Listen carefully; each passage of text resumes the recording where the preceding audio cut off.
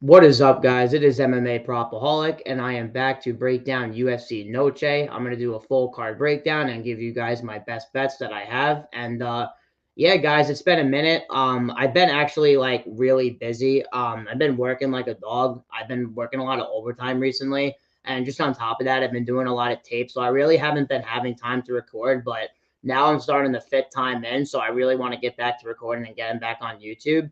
If you guys have been following me up recently on Twitter, that's where I mainly platform myself. I've been doing Twitter Spaces, joining Couch Warrior every week, doing prop talk, and I was doing a show with Dravi MMA for a minute. I was doing full card breakdowns with him as well, but he's doing his own thing now. I'm gonna be doing Twitter breakdowns as well. I'll be on Twitter.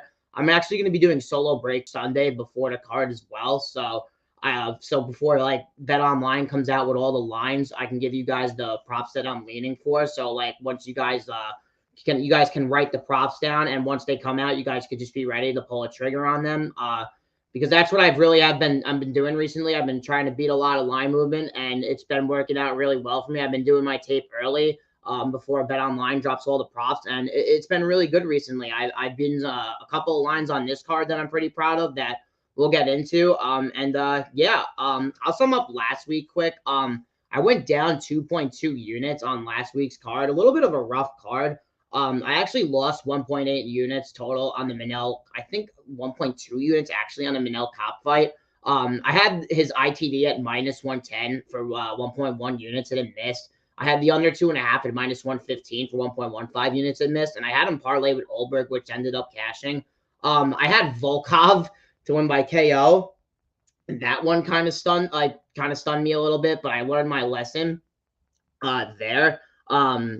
Yeah, so I went down 2.2 units last week. I don't have my Bet MMA tips up right now with the bets that I actually lost. I could check real quick. Yeah, so I lost the under 2.5 in the cop fight. Lost the Adesanya sprinkle props round 3 at plus 700, round 4 at plus 1,000, and round 5 at plus 1,600. I lost on a Hawk Cross by KO. I mean, Landon Quinones, like, that guy is tough, man. Didn't expect his chin to really hold up because Hawk Cross was hitting him with some big shots. So credits to Quinones. And I even just forgot to say, I mean, credit to Santos, man. I mean, these shoot the boxe guys, man. I can't be fading these guys anymore on the violent side perspective because these guys are fucking durable, man. These guys are tough and they will fight for your money. And it was clearly shown with Santos there. Great card last weekend. Another great card now. I think it's going to be a pretty violent card. Mexican Independence Day fight week in Vegas. I think it's going to be a really good card. And yeah, so I could jump straight into it. First fight of the night, we got Josephine Nuttinson versus Marnik Mann. Sorry if I said the last name wrong. Yeah, so I think Josephine is just clearly the dominant favorite here. I mean, she opened minus 400 and she's currently sitting at minus 700. I mean, I just don't know how Marnik Mann's gonna really deal with the high volume Muay Thai boxing and just the hands. I don't like Mann's striking defense. I don't really think her entries are very good, and I don't really think she's like that good in the clinch. I mean, if she does get the fight to the ground, she does try to pass positions and try to rain elbows. She is pretty violent. Her striking defense is not good. I don't like her striking defense. I mean, Bruna Brazil, we know what Bruna Brazil did. She got a flat head kick knockout against her. The only problem I have with betting violence here, I see a lot of people are on Josephine by KO. I mean, I know my guy Dravi got plus 350, which he did a great job beating the line there, but I see plus 200 now. I'm not really really running to the window. It's the first fight of the night, and I always have bad luck with the first fight of the night all the time. So I actually have been trying to stay off of it recently. I don't hate the fight doesn't go here, but it's just not really something that I'm running to the window to bet. But that is my best bet here. I don't really have a huge confident read on this fight, so I'm kind of just staying away from it. And it's women's MMA. It's a minus 700 favorite. And just at this level, I mean, we saw last week with Izzy minus 600. I mean, anyone to be that high of a favorite really needs to cover that price tag, and they really should be finishing the opponent. If they win a decision, they win a decision, but there are going to be some moments in the fight for the other fighter, especially at the plus 500 price tag. So maybe Mann can come up here and try to pull an upset. I don't think it happens, but yeah, I'm picking Josephine to win the fight. Maybe I'll give her late round props. Maybe she could add up a lot of damage in the first couple of rounds and give a bruising over the eye with the jab because Mann just blocks jabs with her face. She doesn't really have any head movement. So I kind of like round 2 on her and maybe round 3 as well. But I'm picking Josephine to win by decision. I'm gonna be looking maybe at round 3 decision. Hopefully, round 3 decision is at like -130 or lower because I actually might jump that line. But we can move on to the next fight, which the fight I just think is going to be completely violent. We got Charlie Campbell versus Alex Reyes. So yeah, what do we know here? Alex Reyes, 6-year layoff coming back. I haven't seen like any UFC fighter coming back on a 6-year layoff and especially trying to look good. He's at Syndicate MMA. He's actually was playing baseball for the Cardinals, so it's not like this guy wasn't doing anything on like an athletic perspective. He was keeping his body in shape, and he doesn't look in bad shape. I mean, for 36 years old, he looks pretty good, especially trying to come back to the cage. But I mean, this is a tough task, man, because I mean, he's got on the other side a guy on Charlie Campbell who is coming in this fight on short notice. And I mean, my goodness, I mean, Chris Duncan is a tough camper, and to drop that guy with the right hand that quickly is I just feel like it's just gonna just be bad for Alex Reyes here. I mean, this guy legitimately I think has like 6 minutes of fight time in like the last like I think 8 years. So I just feel like that's gonna play into factor here. I really like Charlie Campbell here. Alex Reyes needs to get this fight to the ground. I think he has really bad striking defense. He's been to round 4 a couple of times, but I don't. That was back in like 2015 and 2014, and that was probably when he was like more durable and training on the fight perspective. I know he's at Syndicate MMA now, but like I just don't really see how a 6-year layoff is gonna pay dividend for him here, especially against a guy like Campbell who has pretty solid takedown defense. And the only person to finish him is Chris Duncan, who I mean if Charlie Campbell lands that shot that he landed on Duncan, Alex Reyes is going to fold. It's not a hot take. I like Charlie Campbell round 1. It's just I'm not running to the window to bet him plus 125 round 1. The KO is -145. I was tempted at it, but I thought we were going to get a better line on American books on Bet Rivers and stuff because Bet Online didn't really have a good line. I thought we were going to get like a -125, but they opened it -180, so they clearly see a finish from Campbell early, which I see as well. So I'm going to pick Charlie Campbell round 1 KO. But if you like Alex Reyes, it's like just bet him by sub because that's his path to victory, I think. Guy is a BJJ black belt. He's at Syndicate now, so he is obviously pursuing the grappling. And, I mean, my goodness, he needs to fucking do it here because if he's standing on the feet here with Campbell with his striking defense and guy has no head movement, so he's probably going to get knocked out. I missed the under 1.5 early. It actually opened like plus 135. I didn't tape the fight prior. I probably should have looked at Alex Reyes and knew he was at a 6-year layoff. I just didn't know who he was. And when I went to go tape the fight, the under 1.5 was like -180. And because this is the last fight I ended up taping on this card. Yeah, and I honestly might even parlay it at -215, but I think the other 2.5 is a very safe parlay piece. I think Campbell inside a distance is probably what I'm going to end up parlaying. I feel like that's pretty safe as well. I don't really see how Alex Reyes gets a finish or how this fight really goes to decision. Alex Reyes finished in all his losses as well. Guy is a killer be kills fighter. So yeah, I like Campbell round 1 KO here, and I just feel like you could parlay him and kind of do anything with the under 2.5 as well for parlays as well. But we can move on to the next fight. We got a pick'em fight here. We got Tracy Cortez versus Jasmine Javicius. So yeah, this is a really close one. I think the minute winner here is going to be who could win the minutes in the wrestling. And what I was kind of just looking for in the tape of Cortez is she stopping double leg takedowns? Is she stuffing them? Is she getting right back up right away? She's not stopping them. Melissa Gatto got her down with a double leg. I know Stephanie Edgar on short notice got her down with a double leg as well. I think actually Cortez took that fight on short notice, but Edgar got her down with a double leg. I know Kish got her down with a double leg as well. I didn't think that was a split decision. I thought that was Cortez all day. I don't understand how that fight was split. And yeah, I mean, I think this is a good fight for Javicius, but Javicius just isn't seeing people at the UFC level who have good takedown defense. Like Miranda Maverick, like literally has like 40% takedown defense at the UFC level. Gabriela Fernandez comes from like a boxing gym. She doesn't really come from a jiu-jitsu grappling gym. I don't really think like she is on the level of grappling, obviously, as Cortez. And Kay Hansen was able to get her down as well, who I just feel like is just way less physically stronger and less skilled than Cortez. So I'm gonna pick Cortez to win this fight. I feel like she can win the moments here, but Javicius is strong, man. I think stand up recently, it's gotten better just because she pressures. If she could put Cortez on the back foot and try to take her down, I think she could win some minutes here. But this fight smells split decision all over it. This fight's going to decision. I honestly want nothing to do with it. But I'll pick Tracy Cortez to win. I'm actually going to pick her to win by split decision. I think this fight's going to be really close, and I'm really looking forward to the fight on a fan perspective, but I'm not really looking forward to it on a betting perspective. I'm staying far away from this fight. I'll tell you guys right now, I will not be staying far away from the next fight at all. We got Edgar Shirez versus the return of Daniel Lacerda, and I mean, yeah, we know Daniel Lacerda already. This guy has 5 minutes of cardio, and then he's absolutely exploited through the second round. This guy is just death gas. If he goes to a round 3 or even goes to decision, you're probably gonna have to cart him out of there and get a fucking oxygen tank on him. I mean, I got the under 1.5 here. I bet it for 1 unit at plus 116.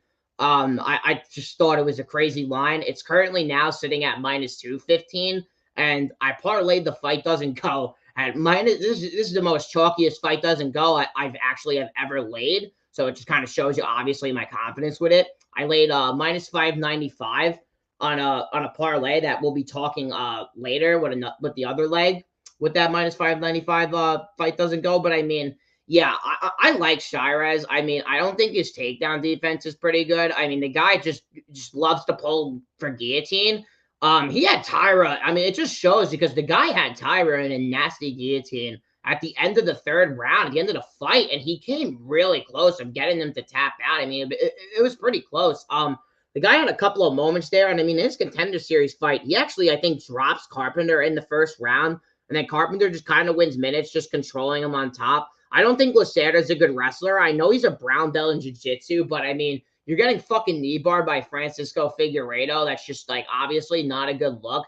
I don't think Shirez is like BJJ is on a huge level, but what I really do like out of this guy is when you start engaging in a fucking war with him and you stand in the pocket with him, he's gonna trade back and he just doesn't think about striking defense at all. He wants to get in that war with you. The guy fights like a crackhead, just like Lacerda as well. So it's just a perfect recipe for violence. It's either like Lacerda is going to go out there. Obviously, the guy just throws like 12 spinning back kicks in a matter of 2 minutes. Just go watch the Altamirano fight. I mean, to show you this guy's fight IQ to go out there in high elevation and throw 11 spinning back kicks in a minute and a half was just atrocious. And he had his moment too. He even dropped Altamirano. He's like dropping all these guys in the first round.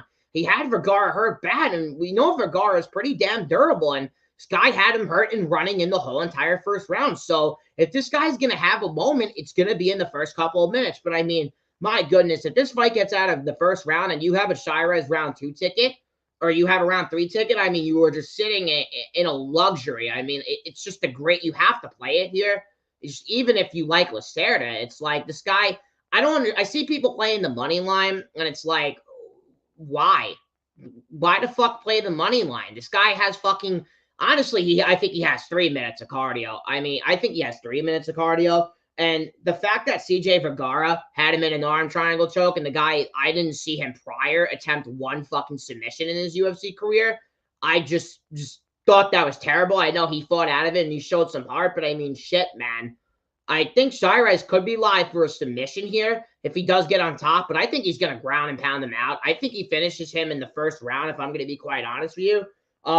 So, yeah, I love violence here. I think Shirez gets a finish, and I think he just finishes Lacerda in the first round, man. Daniel Lacerda, I love to watch this guy. This might be the first 0-4 fighter I've ever seen, especially just getting finished inside the distance every time, getting another call back. So he's sitting at a huge dog here. Shirez was a plus 700 favorite in his last fight. So, yeah, just it's definitely something to keep an eye open about. But we can move on to the next fight. We got Roman Kopylov versus Josh Fremd. So, yeah, this line has just gotten smoked. I feel like if you got Kopylov at minus 260, under minus 300, you did your job. But, I mean, minus 410 on this guy, it's just no way, man. I mean, even when you watch him in the Dariah fight, he just didn't know how to get up when he was on top now. And, like, yeah, the guy's so tough, but I mean, Jesus Lord. I mean, the guy just kept eating elbow after elbow after elbow after elbow, and he wasn't even fighting the hips. he just didn't know how to get up, and he actually dropped Duraev. I think it was in the second round. He's dropped Punal as well. I mean, what he did against Soriano was just really, I thought was great work. Goes to the body really well. He perfectly times the head kick, master of combat with his hands.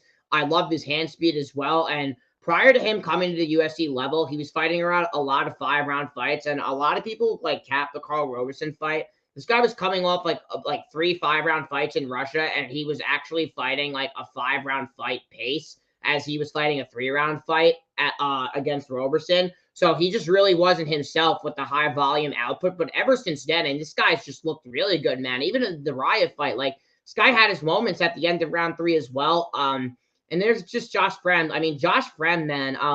Josh Fremd likes to be at range. He does pretty good attacking the lead leg. I don't think his wrestling is bad, but I think he makes mistakes when he goes to his wrestling, when he has his opponent hurt, because I even went back and watched his LFA tape, and it's like he's hurting these guys on the feet bad. He has a nasty right hand right down the pipe, and he has a lot of explosion in his punches, but sometimes like when he hurts you, he'll go for like a flying knee, and he'll get you into the clinch, and then he'll shoot a double leg, and then he'll kind of just like fade a little bit after he hurts you, and then that's kind of when he just like it's just weird. Like I don't like how he goes to the takedown after he hurts people, because I've seen him do it a lot. I mean, it cost him the Gore fight. I'm just yelling at my computer, just like, why the fuck are you shooting, bro? Why are you shooting? You had this guy hurt twice. Like, throw a couple of body shots in there. But yeah, what Josh Fremd does is he pressures. This guy pressures, and what is going to beat Roman Kopylov here is pressure. If Josh Fremd stands on the outside and wants to have a kickboxing match with him, he's not going to win. And because Kopylov's just going to piece him at range. And Kopylov has a lot of power. He really explodes when he finds the shots. And Josh Fremd, I'm going to say it over and over again, this guy is so open to the head kick with his low guard. He always closes range to land the big right hand, and he's just reluctant and open, man, to that head kick, man. I think Kopylov can find a head kick knockout here, just like he did against Ribeiro. And I know Ribeiro has a lot of power, but he hurt him with the same exact combinations that Josh Fremd hurts his opponents with the huge right hand. I know Ribeiro has a lot of power and explosion and has power, but he did the same exact thing that fucking Fremd does. He hurt him and he went for a takedown. And I even think if Fremd can get him down and get into mount, I really think he could finish Kopylov. Like, you could say what you want that this guy's in Dagestan, he's training with wrestlers, and his takedown defenses look good. It's like, it's looked good against DeCherco, against Soriano, and then like Ribeiro. It's like really? Like, you can't tell me that his takedown defense is just all of a suddenly excellent. Like, if you had to tell me his takedown defense had to be excellent, he had to be fighting Anthony Hernandez this week, because that fight would have been my biggest fight doesn't go bet probably of the whole entire year. 100% if I have my hands on that. But yeah, I really, really, really like Violence here. This is actually my second leg to my parlay with the Lacerda fight doesn't go. I have 1.5 units on it at minus 135 to win 1.1 units on Bet Rivers. So I'm really liking that spot. Picking to win this fight, I'm going to pick Kopylov. But man, it's priced on Fremd. It's to me, it's crazy. I don't think this guy should be this heavy of an underdog, especially against a guy who just doesn't fucking wrestle. He doesn't wrestle. So, I mean, plus 310 is crazy, but I'm picking Kopylov to win this fight. I'll pick him to win by second round knockout, but if Josh Fremd wants to win this fight, he needs to rely on his pressure, and that's why I really love the fight doesn't go a lot here. So, yeah, love Violence a lot here. So, yep, we can move on to the next fight. Oy, oy. We got Lupi Godinez versus Elise Reed, and I mean, man, when I'm basically saying I'm texting and driving. It's terrible. But when I was driving home from work, the lines were coming out, and I was just looking at lines, and I saw the props drop for this fight. And when I was scrolling down, I saw Lupi Godinez minus 3.5 at minus 160. And I just stared at the screen and on my phone because I was at a light, and I was just thinking for a minute. I'm like, why is this minus 160? Like, how does Elise Reed even win a single, like, 2 minutes of this fight without being at a takedown threat? And yeah, I mean, this is Godinez all day. And what I just loved about her last performance is she closed range on the kicker, and her boxing looked as good as ever. And she almost got a knockout in the last fight as well. And she did that against Emily Ducote, who's literally just known for her leg kicks. And she had no problem walking her down and just getting in her face and just like she did really good in that fight. And she barely pursued the wrestling. I was really impressed with Godinez. Like when you look at her fight, she's losing to Angela Hill. But people give her a lot of shit about that. She lost to Carolina on fucking like she fought the week before. And then you get Elise Reed, and it's like, man, like even Fry's going out there and taking her down, man, in the third round. And I just think Jin Yun Fry just doesn't have good cardio, especially at 39. And just the Melissa Martinez fight, I mean, she's still making mistakes in the clinch. And the fact that she was making them against Melissa Martinez, like, where if that's Lupi Godinez in there, Lupi Godinez is literally getting her down and controlling her. Like, Elise Reed's getting taken down and controlled against Sam Hughes, who literally, like, that was Sam Hughes' first fight where she showed that she was working on her wrestling, and Sam Hughes exploited Elise Reed completely. And Corey McKenna is Corey McKenna, but that was her UFC debut, and she had some success as well. Like, I know, like, people are saying, well, McKenna and Godinez have the same frame, but I mean, you're really fucking comparing McKenna and Godinez to each other. It's like, this mind boggles me. I think Lupi Godinez wins every single minute of this fight. I don't think she loses. It would really shock me. That -3.5 is now minus 300. So I completely did my job there. Her money line is honestly just getting a little bit ridiculous, I think, at this point. So the way I would just play her is just take her round 2 and take her round 3, because I don't think she finishes her in round 1. And Elise Reed does get tired, and what you could just tell is she gives up when she can't get up, man. She really she gives up. So yeah, I really am liking Godinez here. It's not a hot take, but love the line I got on the -3.5. But yeah, we can move on to the next fight. We got Fernando Padilla versus Kyle Nelson. And yeah, this is one that just stuck out to me right away because I was really remembering Padilla as this long, rangy boxer, has good movement, likes to put out the jab, has a really good following with the right hand. He has good body kicks as well.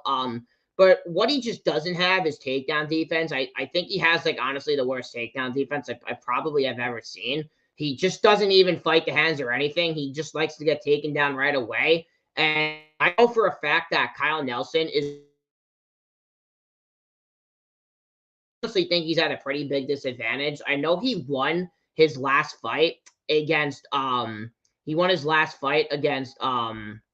against Blake Builder, but he didn't really have like a great moments on the feet against Builder. I didn't really think he looked amazing against Builder. Like, he didn't really even go for takedowns in that fight. And the Choi fight as well, he got put in a bad spot where he got him in an armbar and ended up taking his back where he got reversed. And even Herbert was attempting arm bars off his back and putting him in positions. And what I see from Padilla in his regional scene film is this guy has a really active rubber guard. I mean, this guy's long, he's lengthy, he has long limbs as well. And this guy passes positions really well, man. I was really impressed with the multiple variety of submissions that this guy has off in his back. And I know for a fact that Nelson's going to shoot here. I know he's not going to want to stand on the feet for 15 minutes with this guy. Like, we know Kyle Nelson likes to win minutes with the wrestling, especially training with Mike Malott. But it's like, I think this guy has the training partners or sparring partners who have the long, lengthy limbs, and especially have a very active rubber guard as Padilla. I know Padilla is not a black belt. I know he's a brown belt, but the guy has 8 submissions compared to his 5 knockouts, and he only has 2 decision wins. And I don't really think the guy's a minute winner. I don't think he's offensively going to pursue the grappling. I feel like it's going to have to come on a defensive side where he gets a submission, but I took Padilla by submission at plus 550 for 0.22 units. I just really think Kyle Nelson is going to go to the wrestling either when he gets tired or when he gets hurt. And even early, if he goes to it early, I'm going to be very happy he does, because that's where Padilla is going to be very active with his guard, because the guy is very, very, very active off his back. And I think he's going to put Nelson in the spot because I don't think Kyle Nelson's jiu-jitsu is there, man. I don't think it's good. So, yeah, I think Padilla submits him, and I'm really high on him. I like this Padilla kid. I bet a Rosa against him. which that bet went to shit. But yeah, I was really impressed with this kid's tape. The only thing I just don't like is his takedown defense. He's coming out of 10th Planet Jiu-Jitsu as well, so that's just something to keep in mind as well. But we can move on to the next fight. We got Daniel Zellhuber versus Christos Gagos, and yeah, another great fight here on the main card. I like Zellhuber here. I parlayed Zellhuber with the fight doesn't go. With the Gon. No, I parlayed it with the fight doesn't go last week. Pedro and Pleasure Man fight at minus 250. So I've got I got 1.25 units to win 1.05 on Zellhuber money line to close out the parlay from last week. I just really like Zellhuber in the spot, man. I know a lot of people like give him crap, especially still for the Trey Ogden performance. Guys, I'm just gonna tell you guys right now, I bet him against Trey Ogden, and I also bet him against Vanada as well, and I'm betting him again here. So it kind of just shows you how highly I really do think of this guy. And then the other side with Gagos, it's like this guy has good wrestling, but what this guy doesn't have is cardio. He's really powerful. That's what I'll give him. He has a good right hand, and Zellhuber does have that tall man striking defense. Who's eating a lot of shots against Lucas Almeida early in the Contender Series fight, but this guy knows how to use his range really well. I'm really impressed with how he knows how to use his range, and I just feel like Gagos is going to get really pieced up in range, man. So I like Zellhuber here. I know Gagos has faced a better competition. But yeah, this guy gets hurt, man. I see him getting hurt. I see him getting tired as well. And this guy really just like kind of relies on like is just his power. As soon as he does take you down, though, he does try to jump the back right away. So that is something that I am a little bit nervous about. So I feel like Gagos sub could possibly be like a little bit of a hedge bet if you guys have Zellhuber, but I'm really confident in Zellhuber here. I really think he kind of cruises here. But this is a big step up for Zellhuber, and this is like kind of a little bit of a step down for Gagos, I feel like. But yeah, I like him here, man. I feel like stylistically, this is a really good fight for him.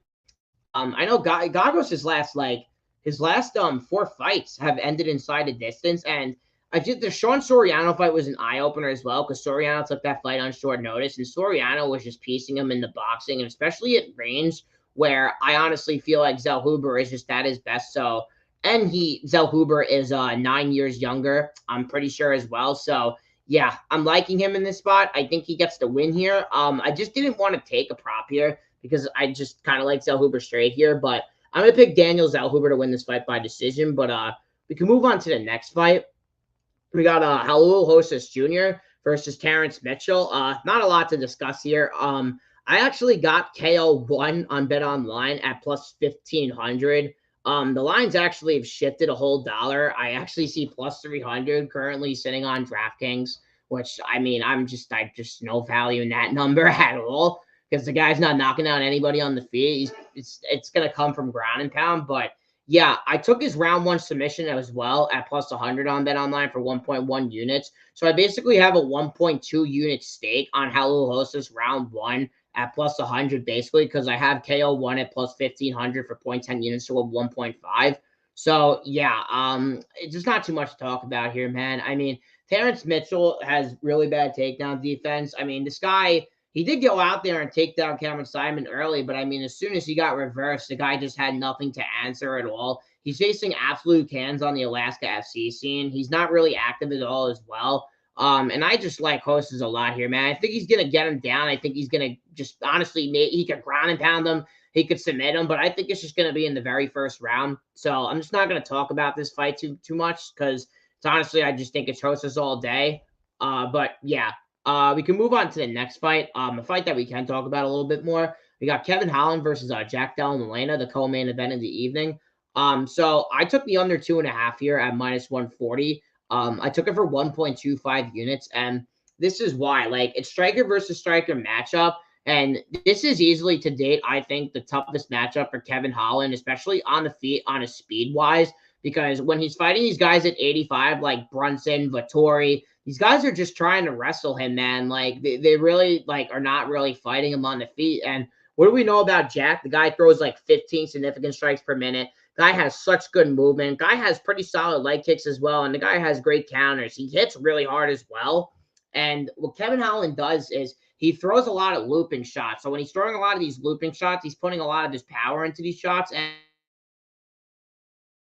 going out there and he's hurting a lot of his opponents. And I mean, I've just been cashing on Kevin Holland's violence, man. I have not been missing on Kevin Holland violence recently. So I'm going back to the bread and butter here. I like Jack Della Molina here just because I don't think Holland's gonna wrestle here. Maybe he could get a Darce like he did against Chiesa, but I don't really think that happens here because Chiesa's shot.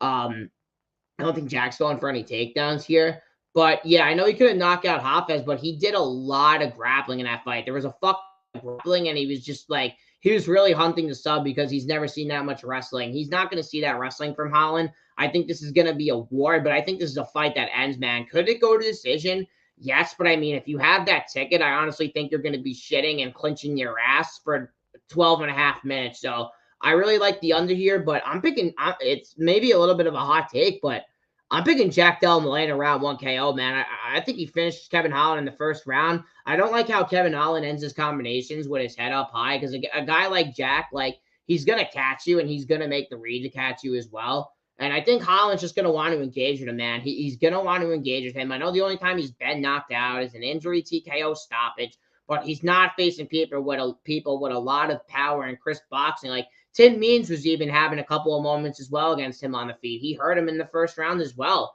And Alex Oliveira was having moments against him on the feet as well. So, yeah, I like Jack here. And I like him by KO. But we can move on to the main event. We got Alexa Grasso versus Valentina Shevchenko. Yeah, so I like Valentina here. And this is just why, because Alexa Grasso came out in southpaw in the last fight against Valentina. Valentina wasn't expecting that at all. It's like, I've never seen Alexa Grasso prior on her tape like come out in southpaw. It really threw Valentina off because Valentina couldn't really make the reads that she's been making recently because she wasn't really fighting any southpaws or preparing for any southpaws. She thought Grasso was going to fight conventional the whole time. So I really feel like Valentina is going to be able to make the reads early here on Grasso. The fact that they're rating Grasso's submission at plus 350 here, I honestly just think is fucking gross because she's only shot 9 takedowns at the UFC level and landed 4 of them. And it's like, a lot of people are still going off the Tyler Santos fight. And it's like, well, she now lost to Erin Blanchfield. Like, are we for real right now? I mean, Tyler Santos, regardless if she lost to Erin Blanchfield, like who the hell hasn't lost to Erin Blanchfield? I mean, Tyler Santos, regardless if she still loses to Erin Blanchfield, is a very slick grappler, is a high-level black belt, and she's very strong in the clinch. And Valentina just threw a spitting kick. She made a terrible mistake. I know Grasso was having moments in a couple of the minutes in the first round, but that was because she came out in southpaw. I know she was switching stances, but it fucked with Valentina. And I know Grasso's 5 years younger. People are saying that she's going to have the better cardio. I mean, I honestly feel like Valentina is going to take her throne back here. Like, the takedowns, man, the takedowns looked way too easy. And I just think preparing for this fight that Grasso just doesn't have the team that really works on their takedown defense, man. Like, she's coming from the Moreno camp. Like, it's like, I just don't think the takedown defense is just going to be there. Like, we saw how Moreno's takedown defense was. Like, Diego Lopez is her coach. Like, we know how Diego Lopez's takedown defense is. And it's like, don't even tell me that, yes, Diego Lopez is her jiu-jitsu coach, but Diego Lopez has been doing fucking jiu-jitsu since he's 3 years old and has one of the highest level black belts in jiu-jitsu because he's been doing it for 25 goddamn years. Grasso hasn't been doing jiu-jitsu since 3 years old. So I don't know, like, how the hell we could be saying that Grasso's jiu-jitsu could be, like, with Diego Lopez's. I don't know where that's coming from. I saw that on Twitter, which that just kind of mind-blown me. But I like Valentina here, man. I took her scorecards equals no action. I'm probably going to be parlaying her money line as well. I just really like her in this spot. I mean, to get a price on her, especially at this price at minus 175, when I know she was winning the more dominant positions, I know she's stronger in the clinch. I think she's better at range. I know Grasso's going to throw more high volume, but I feel like Valentina's going to be able to get her kicking game off a lot. I feel like it's going to piss off Grasso, and you just watch. I mean, Grasso even rolled her eyes when she made the mistake when Valentina got her. As soon as she got her in the clinch, like, Grasso just laughed as soon as she fell on the ground and knew she wasn't getting back up. And I'm telling you guys right now, I mean, a lot of people are going to get mad because I know a lot of people are on Grasso, but I think Valentina could 50-45 her. I think she could crucifixly finish her in the third round. I think she's going to dominate her. I think she's going to put on a dominant performance, and I think she's going to take her throne back. So I like Valentina Shevchenko. I like her a lot this week. I played a scorecards equals no action minus 135 for 1.01 units, and I might be straighting her, but I'm probably going to be parlaying her with the Campbell Alex Reyes under. I'm considering that as well. Maybe even Campbell inside a distance, but yeah, I like Shevchenko this week.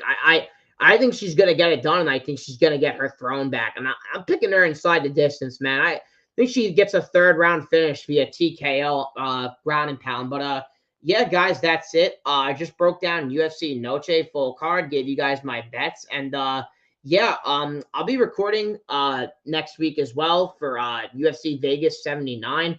I'm actually still gonna do prop talk this week. I know shout out to my man Couch Warrior. He just got engaged. Congrats to him, man. I'm really happy for him. So he's enjoying his time on vacation right now. So I'll be carrying out the show. I don't know if I'm gonna get a guest on yet. I might, but if I don't announce a guest, I'm probably just gonna announce that I'm gonna be doing it solely. That Couch Warrior can't make it this week. It'll probably be at 7 tomorrow. I'll probably do it at 7, maybe at 7:30 tomorrow.